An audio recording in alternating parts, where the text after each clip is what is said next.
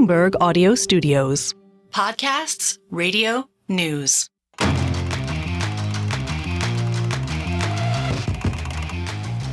Well, Tony Roma's is getting a refresh. The 52-year-old restaurant chain is undergoing a transformation under its first female CEO. I am thrilled to say she joins us on set now. Mina Haque, Tony Roma's CEO. Great to see you in person. Thank you. Thank you for having me here today. Yeah, absolutely. So the tease for this block was that you want to be a 52-year-old startup.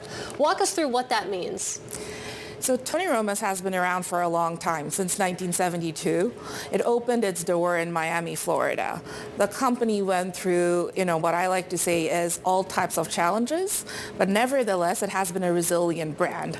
And now what I'm doing is reimagining the brand to see how we can make it resilient and adaptable. And the core focus is on our product, on our menu. The food industry is the fastest evolving industry with consumer demands always changing. Therefore, you need to keep up with the technology. You need to see how you can do co-creation of partnership. And that's what I'm doing. And most importantly, internally, focusing on my talent development. We're going to want to talk more about that menu and, of course, the technology, but also want to know about locations. Because you sat down and you said you're going to change that. When we asked you about the locations, the closest one to New York City, you said is Durham, North Carolina. How are you going to expand in different areas in the United States? Absolutely.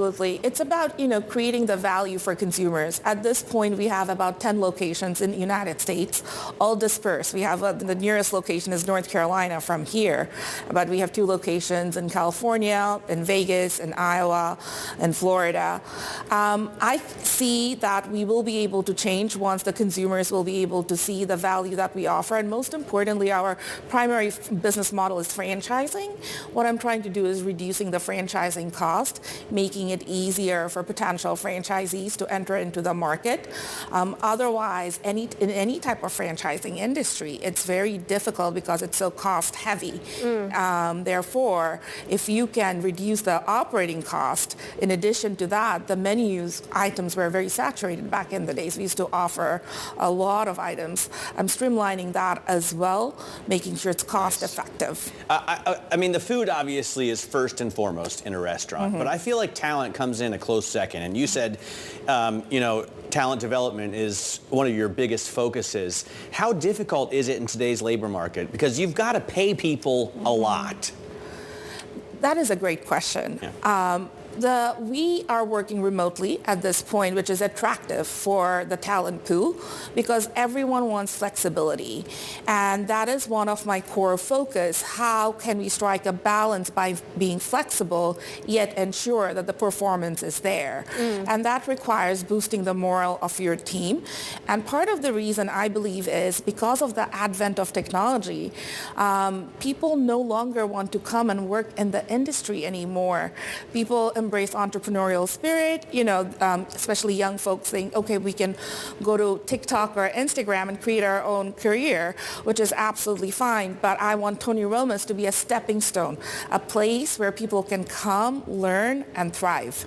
Interesting, of course. So using that remote work as a recruiting tool, basically. I do want to talk a little bit about pricing because you mentioned creating value for customers. And we were just talking about high labor expenses. I mean, you think about the consumer, the people who are spending money at your restaurant, definitely feeling the pinch there. So how are you handling pricing right now? Have you had to cut costs, of course, as things get more competitive?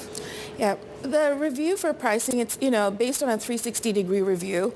What we have figured out is you focus on the stars of your menu, and then the items that are doing well, offer that back to your consumers because the food price is skyrocketing right now. And it also depends how many locations you have, and we definitely don't have as many locations as our competitors, so we don't have that many buying power. Nevertheless, our core focus is to make sure that it is price friendly because traditionally Tony Roma's has served families and there are so many memories that are associated with the brand. Right now we are in control of pricing for our corporate unit location, which is Bones and Burgers in in Tampa, Florida. And then the rest of the location we have, the pricing is determined by the local market condition by our franchise partners. Mina, great having you in the studio. Thanks so much for visiting us here in New York.